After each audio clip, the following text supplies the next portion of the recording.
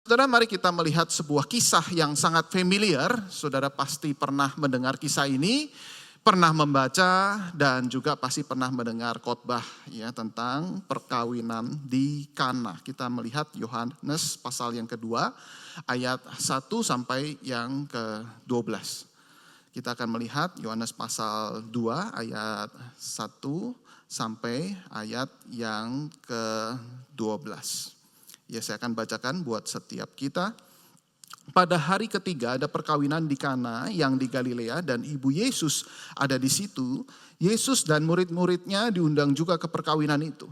Ketika mereka kekurangan anggur, ibu Yesus berkata kepadanya, mereka kehabisan anggur. Kata Yesus kepadanya, mau apakah engkau daripadaku ibu, saatku belum tiba. Tetapi ibu Yesus berkata kepada pelayan-pelayan, apa yang dikatakan kepadamu, buatlah itu. Di situ ada 6 tempayan yang disediakan untuk pembasuhan menurut adat orang Yahudi, masing-masing isinya 2-3 buyung. Yesus berkata kepada pelayan-pelayan itu, isilah tempayan-tempayan itu penuh dengan air, dan mereka pun mengisinya sampai penuh. Lalu kata Yesus kepada mereka, sekarang cedoklah dan bawalah kepada pemimpin pesta. Lalu mereka pun membawanya. Setelah pemimpin pesta itu mengecap air yang telah menjadi anggur itu, dan ia tidak tahu dari mana datangnya, tetapi pelayan-pelayan yang mencedok air itu mengetahuinya. Ia memanggil mempelai laki-laki dan berkata kepadanya, setiap orang yang menghidangkan anggur yang baik dahulu dan sesudah orang puas minum, barulah yang kurang baik. Tetapi engkau menyimpan anggur yang baik sampai sekarang. Hal itu dibuat Yesus di Kana yang di Galilea sebagai yang pertama dari tanda-tandanya. Dan dengan itu ia telah menyatakan kemuliaannya dan murid-muridnya percaya kepadanya. Sudah itu Yesus pergi ke Kapernaum bersama-sama dengan ibunya dan saudara-saudaranya dan murid-muridnya, dan mereka tinggal hanya beberapa hari saja. Nah, saudara-saudara, kita akan melihat pembahasan ini. Saya akan membagi 2 adegan, saudara. Yang pertama adalah adegan yang pertama saat Maria bertindak. Saat Maria bertindak. Nah, dalam pesta kawin menurut tradisi Yahudi, persediaan anggur itu adalah sebuah menu yang wajib. Ya, wajib artinya harus, tidak boleh tidak ada. Karena apa? Karena anggur adalah lambang yang sukacita, saudara-saudara. Ya, jadi kalau menu hari ini adalah makanan-makanan enak, ya barangkali ketika kita datang ke dalam perjamuan kawin. Nah, tetapi pada saat itu menu wajib yang melambangkan sukacita, melambangkan kemewahan dan sebagainya adalah anggur. Ya, maka kehabisan anggur itu adalah hal yang sangat memalukan, ya khususnya untuk keluarga dan kedua mempelai, dan itu bisa menjadi bahan olok-olokan dari kerabat, dari saudara-saudara yang hadir. Nah, di sini dikisahkan bahwa di dalam satu perjamuan pesta kawin itu terjadi suatu bencana, saudara, yaitu mereka kehabisan anggur. Nah, di sini ada masalah besar. Ya, kalau kita mungkin tidak melihat ini sebuah masalah, tetapi bagi mereka yang hadir pada saat itu, bagi keluarga, ini adalah masalah yang sangat amat besar. Kalau saudara dan saya datang di acara kawinan pada saat itu, kira-kira apa respon kita, saudara-saudara? Ya, barangkali ada yang berespon, waduh ini malu-maluin banget sih, ya. Kok bisa sampai terjadi seperti ini, kurang koordinasi atau gimana? Lalu mungkin ada yang berespon nih, mungkin cari tamunya lebih banyak nih daripada persediaannya. Ya, tamunya kok bisa diundang jauh lebih banyak daripada menu makanan yang disediakan. Ya, ini kurang elok rasanya, begitu kan? Ya, mungkin kita saling berbisik-bisik satu dengan yang lain, atau mungkin ada yang juga punya inisiatif, ya punya anggur gak ya di rumah ya, tapi ini kurangnya parah nih, kalau saya bawa anggur juga kayaknya gak cukup. Kayaknya seperti itu, saudara. Banyak respon yang mungkin kita akan munculkan, tetapi kita melihat ada respon yang sangat luar biasa, yaitu Maria. Apa respon Maria? Dia tidak bergosip, saudara. Dia tidak membicarakan keburukan daripada keluarga yang dia hadiri itu, tetapi Maria di sini melakukan tindakan yang luar biasa, yaitu diam-diam memberitahu Yesus.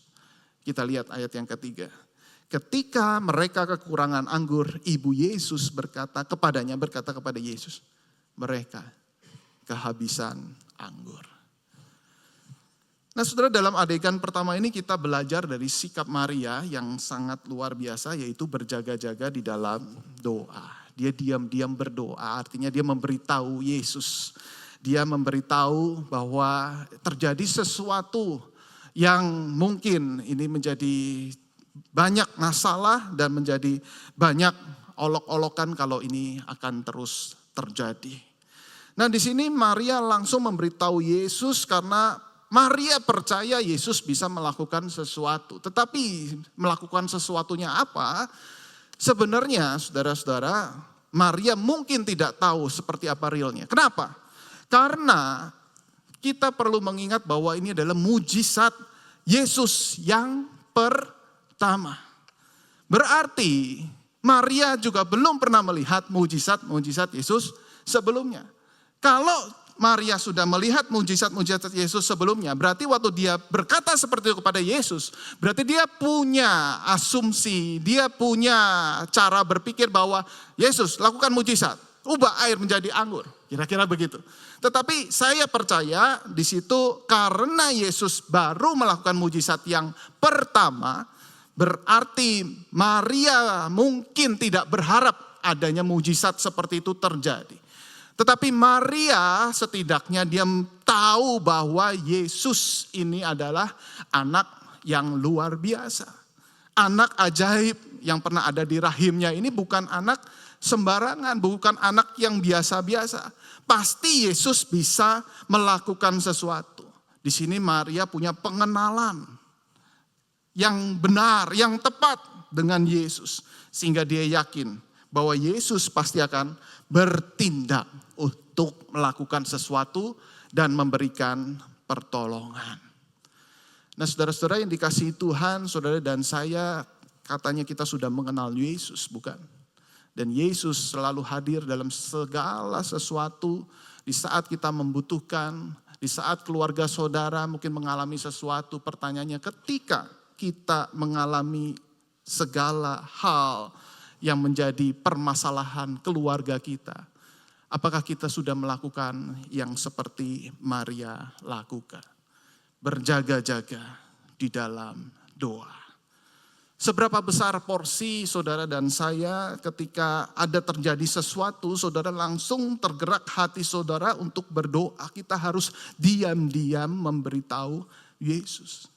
Kalau terjadi sesuatu dengan sakit penyakit, saudara apa yang terpikir saudara? Apakah kita langsung terpikir dengan rumah sakit, dengan dokter, dengan obat-obatan, atau kita terlebih dulu kita diam-diam memberitahu kepada Yesus?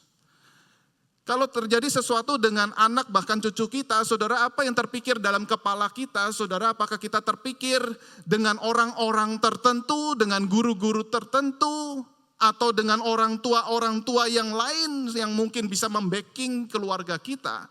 Apa kita diam-diam memberitahu Yesus terlebih dulu? Seberapa banyak porsi sekolah, porsi les bahkan yang saudara berikan untuk anak-anak saudara, porsi liburan bahkan untuk membuat keluarga saudara juga happy, menjadi sehat. Dan seberapa banyak porsi doa yang saudara berikan untuk kita nyatakan kepada Tuhan berkaitan dengan keluarga kita. Nah saudara, biasanya kita beranggapan orang tua yang baik, anak tua yang sehat, keluarga yang harmonis, anaknya itu juga baik, anaknya juga sehat. Saudara, itu asumsi kita dan memang itu pada umumnya terjadi. Tetapi ingat saudara, di kisah-kisah di dalam Alkitab ada fakta-fakta yang justru menunjukkan hal yang sebaliknya. Ada kisah raja-raja Yehuda, saudara, di mana ada raja yang baik punya anak tidak baik. Kita lihat saudara 2 Raja 15 ayat 34. Ini adalah Raja Yotam saudara. Dikatakan ia melakukan apa yang benar di mata Tuhan. Tepat seperti apa yang dilakukan Usia ayahnya. Jadi Usia baik, Yotam baik. Saudara, Yotam punya anak namanya Ahaz. Kita lihat Ahaz di sini. Apakah menjadi anak yang baik? 2 Raja-Raja 16 ayat 1 sampai 3. Dalam tahun ke-17 zaman Pekah bin Remalnya, Ahaz anak Yotam, Raja Yehuda menjadi raja.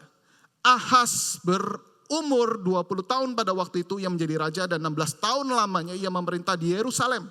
Ia tidak melakukan apa yang benar di mata Tuhan Allahnya seperti Daud, bapa leluhurnya. Tetapi ia hidup menurut kelakuan raja-raja Israel, bahkan dia mempersembahkan anaknya sebagai korban dalam api, korban berhala. Sesuai dengan perbuatan keji bangsa-bangsa yang telah dihalau Tuhan dari depan orang Israel.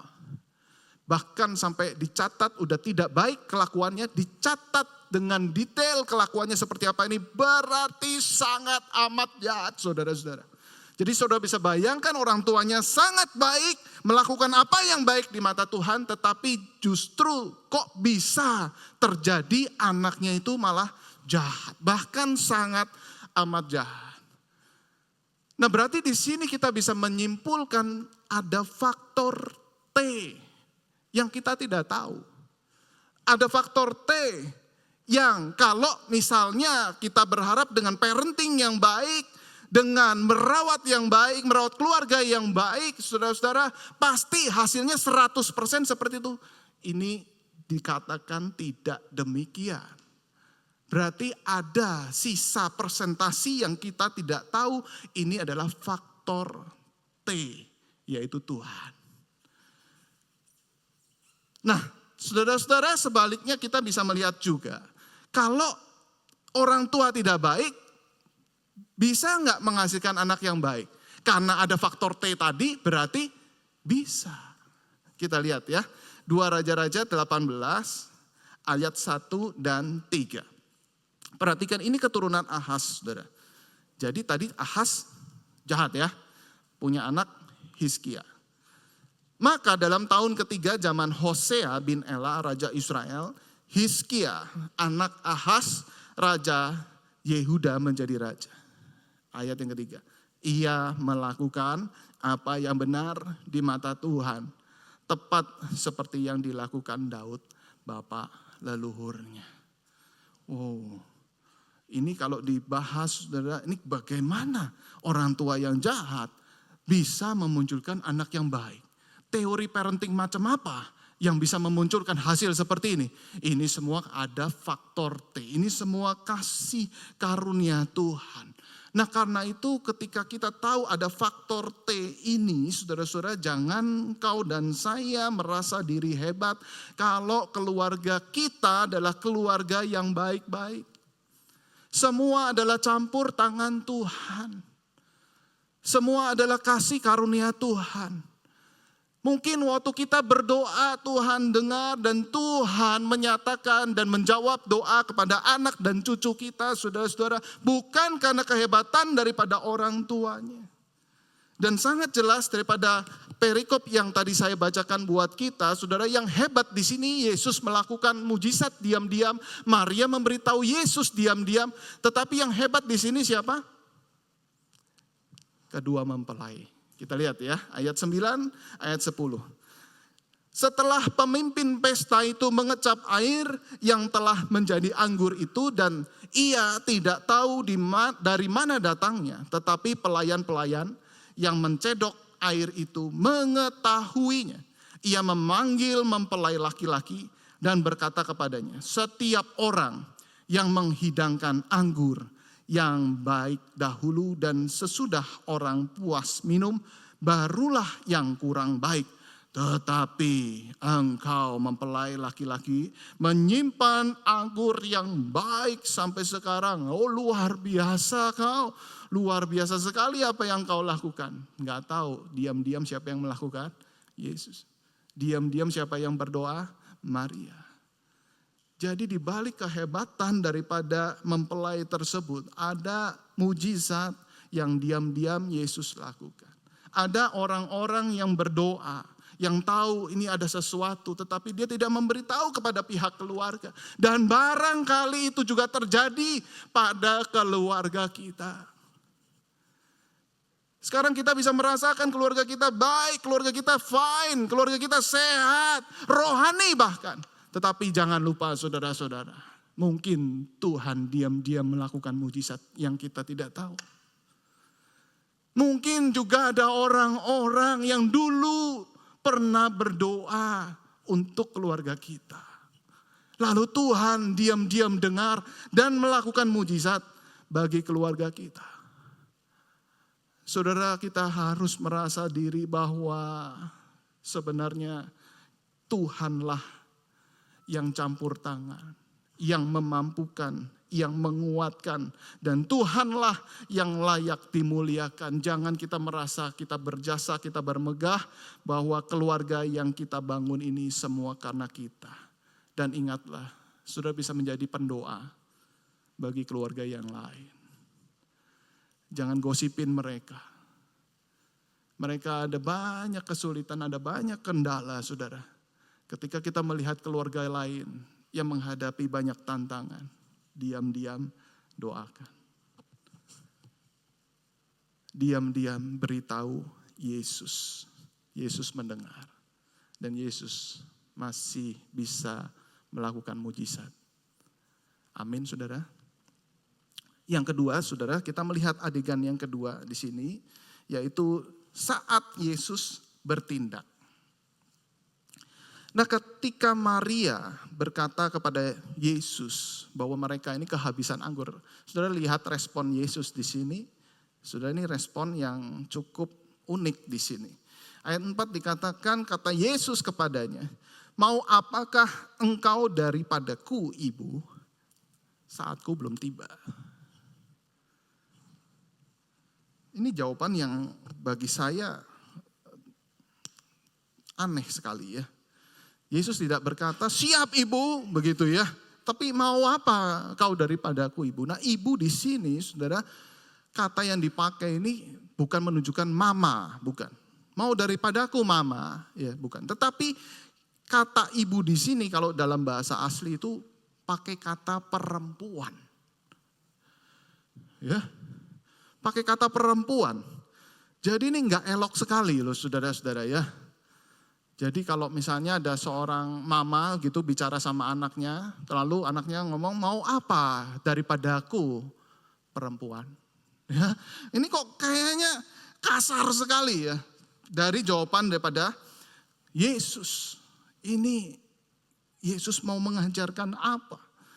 Nah, Yesus di sini menggunakan otoritasnya sebagai Tuhan, bukan sebagai anak.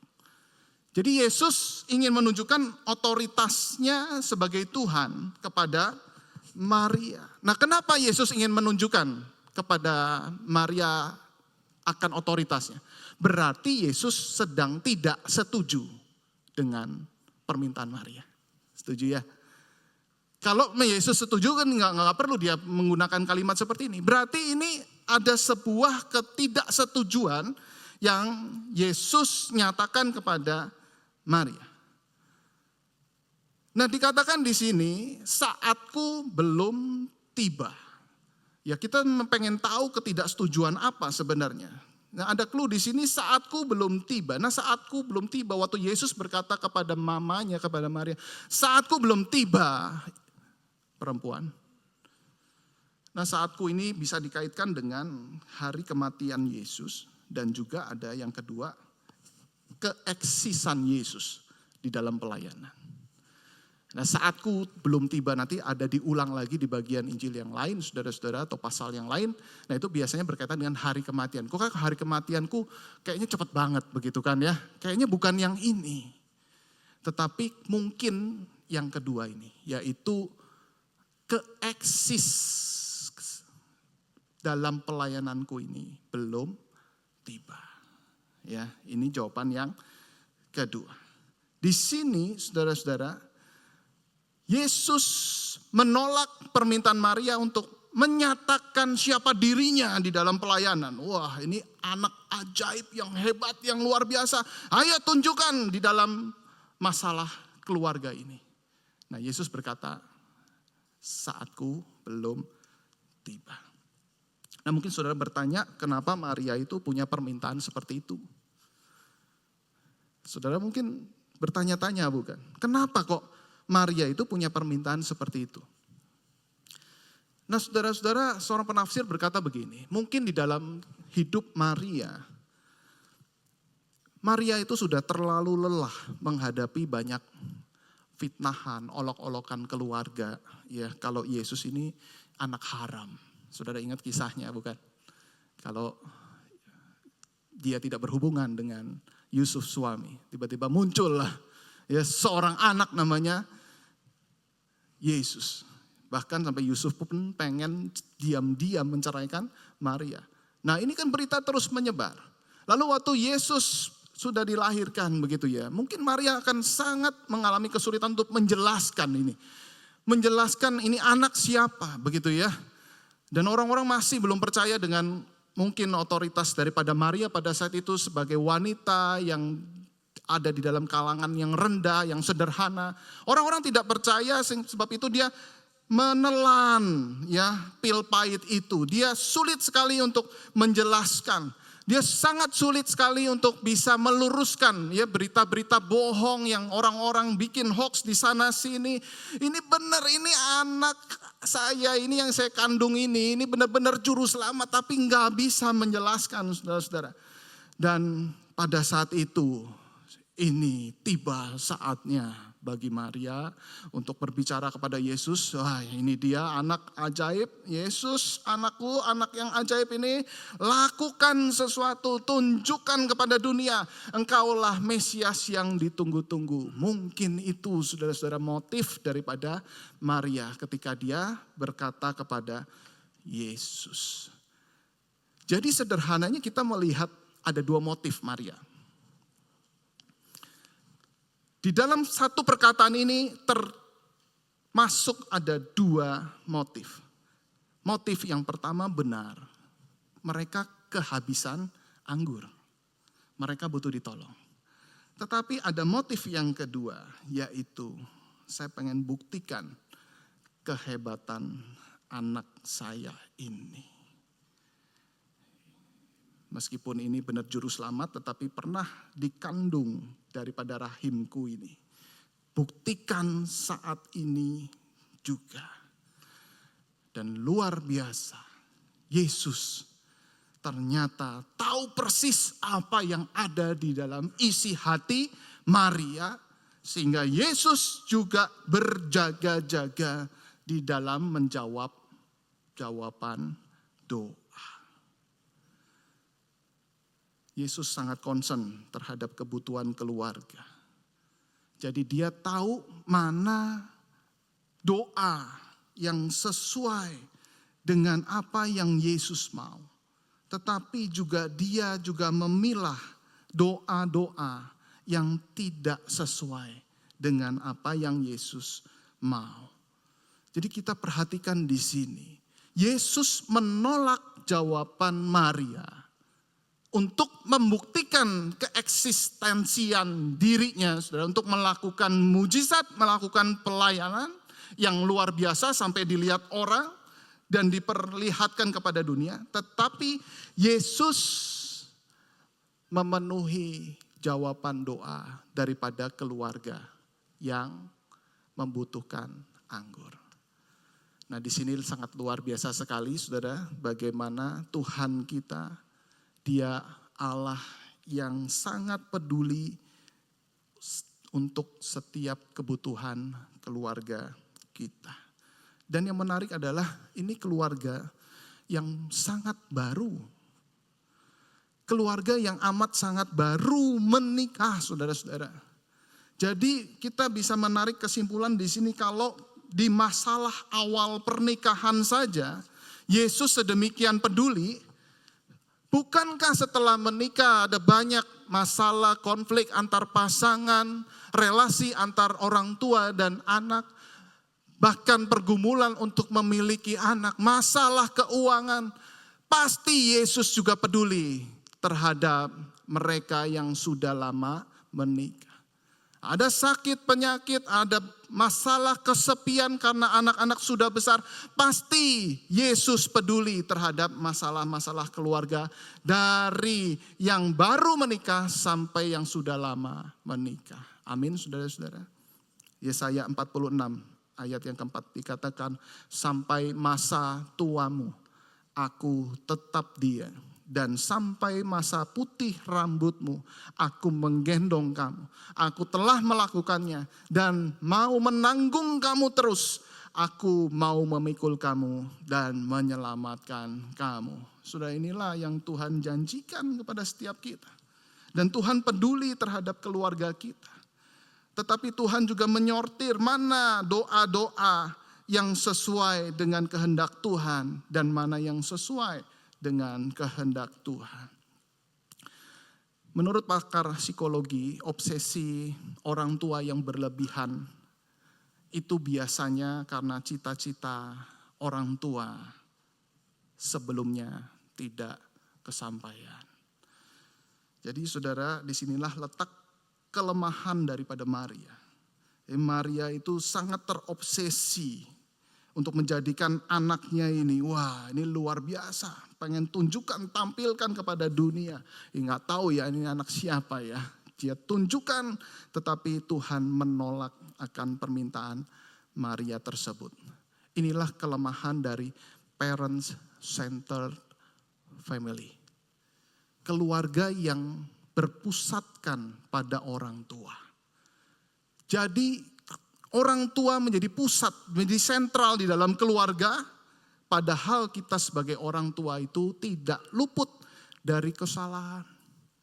Padahal kita sebagai orang tua punya pengalaman masa lalu yang seringkali juga gagal. Lalu kita terobsesi dengan anak kita. Kita ingin menjadikan anak kita sesuai dengan kegagalan dan pengalaman kita. Kita pengen, kita orbitkan anak kita suruh ini, suruh itu. Tetapi saudara, itu tidak menjawab persoalan. Dan keluarga yang seperti ini, saudara, ini akan membuat akar pahit pada anak-anaknya. Anak akan menjadi korban daripada didikan orang tuanya. Lalu bandul bergeser, saudara. Itu zaman dulu pusatnya seperti itu, tetapi sekarang di zaman ini yaitu keluarga yang berpusat pada anak. Child-centered family. Jadi apapun itu kita takut anak kita kenapa. Kita takut bahwa anak kita nanti tidak jadi orang yang berhasil. Kita takut bahwa anak kita nanti gak happy. Kita takut anak kita tidak bahagia ke depan. Seorang konselor dia berkata begini. Ada seorang pasangan yang tadinya bahagia di dalam pernikahan. Tetapi dalam 25 tahun ketika mereka sudah membesarkan 2 anak. Mengirim mereka ke perguruan tinggi. Mereka masih tidur bersama. Tetapi sudah tidak lagi mengenal satu dengan yang lain. Mereka kehilangan cinta pertama mereka satu dengan yang lain. Karena mereka sudah memusatkan seluruh hidup mereka untuk membuat anak-anak bahagia. Nah kemudian anak-anak terus menjadi concern mereka. Dan kemudian mereka sangat sibuk, tidak ada waktu untuk memupuk pernikahan, tidak ada waktu untuk terus meningkatkan relasi dan persahabatan mereka. Sampai anak-anak kemudian mentas semua dan kemudian mereka seperti tidak saling mengenal satu dengan yang lain. Sangat lonely sekali. Padahal sayang sekali itulah masa-masa di mana mereka menikmati keindahan relasi di dalam pernikahan. Mereka seharusnya menikmati kebahagiaan yang penuh di dalam pernikahan mereka. Inilah kegagalan keluarga yang berpusat pada anak.